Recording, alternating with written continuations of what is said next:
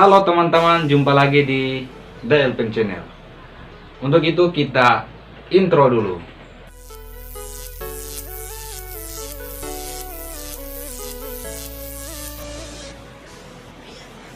Untuk penjelasannya biar kita tanya Tante Google agar lebih jelas untuk teman-teman pahami aturan dan cara bagaimana untuk teman-teman mau mendapatkan video-video sejarah yang baru dari DLPM Channel.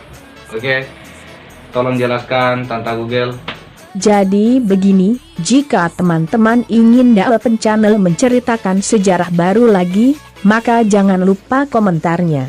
Karena DLPM Channel akan memberikan pilihan cerita untuk dipilih. Komentar terbanyak akan mewakili cerita itu. Menurut bos bagaimana? Ya, betul seperti itu. Langsung saja kita ke videonya. Check it out. Berbicara menyangkut dengan putri laut. Putri laut dalam bahasa Kapola kami yaitu opong-obo. Dipercaya masyarakat sebagai jelmaan ikan kotak atau alapa. Saat ini ikan kotak masih ada, namun cukup jarang ditemukan. Ikan ini dimanfaatkan oleh masyarakat untuk dimakan isinya dan bagian kulitnya dijadikan hiasan rumah. Putri laut dapat dikatakan sebagai simbol ibu alam yang tidak hanya memberikan berkat, melainkan juga memiliki energi penghancur jika kita tidak menghargai dan menghormatinya. Sesuai dengan judul cerita kita hari ini, Putri laut atau putri duyung kawin dengan manusia. Siapakah manusia yang kawin dengan putri laut itu dan dari mana manusia itu berasal?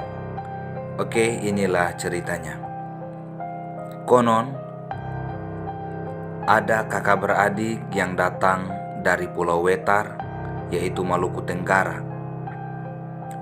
yang bernama Hinbatara dan Mobatara, serta Bain Batara, anak dari Hinbatara. Mereka datang menggunakan perahu kayu atau disebut peleng dengan membawa seekor ayam jantan yang diberi nama hiu mangku. Mereka tiba di tempat ini merasa aman dan cocok, sehingga tidak mau lagi pindah ke tempat lain. Akhirnya mereka membalik perahu agar tidak lagi bisa pergi kemana-mana. Lama-kelamaan kapal mereka menjadi batu dan membentuk bukit sehingga dinamakan Peleng Ara. Ara sendiri berarti bukit atau ada, jadi Peleng Ara berarti bukit perahu atau ada perahu. Menjadi pertanyaan lagi untuk kita, di mana pertemuan antara manusia dan putri laut ini? Ketika di Peleng Ara, mereka melepas hiu mangku atau ayam jantan itu untuk mencari tempat tinggal. Dan ayam jantan itu menemukan tempat tinggal yang bernama Bang Om. Di situ mereka membuat sebuah gudang untuk mereka tinggal. Di dalam gudang inilah mereka tinggal dan membuat perangkap ikan yang disebut loi, yaitu bubu untuk menangkap ikan di laut. Tempat untuk mereka menangkap ikan dinamakan Dienowong yang artinya kolam.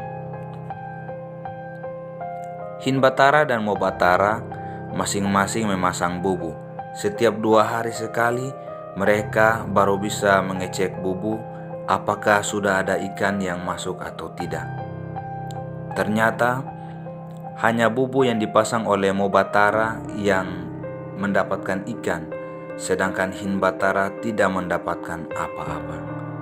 2 hari berikutnya mereka kembali mengecek bubu yang mereka pasang, dan ternyata Hinbatara yang mendapatkan hasil tangkapan berupa ikan alapa atau ikan kotak. Lalu ikan tersebut dibawa ke gudang yang mereka tinggal dan menaruhnya di atas loteng. Keesokan harinya, seperti biasa, Hinbatara dan Mobatara pergi berkebun sampai hari senja.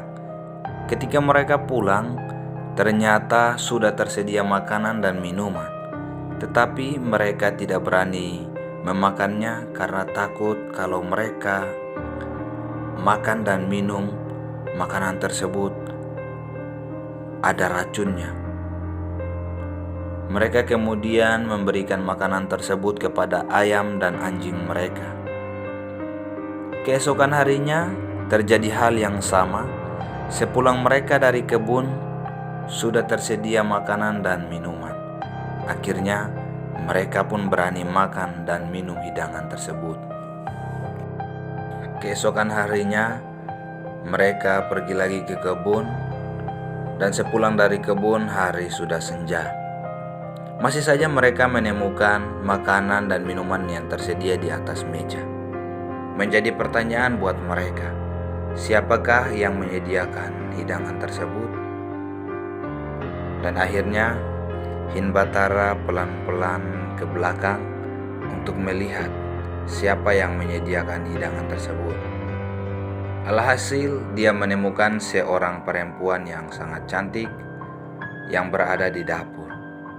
Ternyata perempuan tersebut adalah jelmaan dari ikan kotak yang mereka tangkap dan mereka taruh di atas loteng tersebut. Usut punya usut, akhirnya Hin Batara jatuh cinta sama putri laut ini. Mereka menjalin hubungan asmara selama hidup mereka lah. Kemudian karena Mobatara cemburu, Mobatara mencari cara untuk mau membunuh Hin Batara. Alhasil Mobatara berhasil membunuh Hin Batara ini, sehingga putri laut ini menjadi marah dan menjadi kecewa terhadap Mobatara karena membunuh sang kekasih yaitu Hin Batara. Putri laut ini membuat suatu garis pemisah atau garis batas antara dia dan Mobatara, sehingga terjadilah pembagian antara Mali dan Pantedere yaitu di Bangom tersebut, sehingga separuh dari Bangom telah pergi atau telah berada di pulau lain. Mungkin sekian dulu dari video ini ya teman-teman. Jika teman-teman ingin saya menceritakan lagi, saya akan membuat daftar pilihan untuk teman-teman memilih sejarah apa yang akan saya ceritakan. Dan jangan lupa like, komen, dan subscribe channel ini agar channel ini memberikan cerita sejarah baru yang sudah tertera tadi dalam beberapa pilihan tersebut. Sekian dari The Elpen Channel dan terima kasih.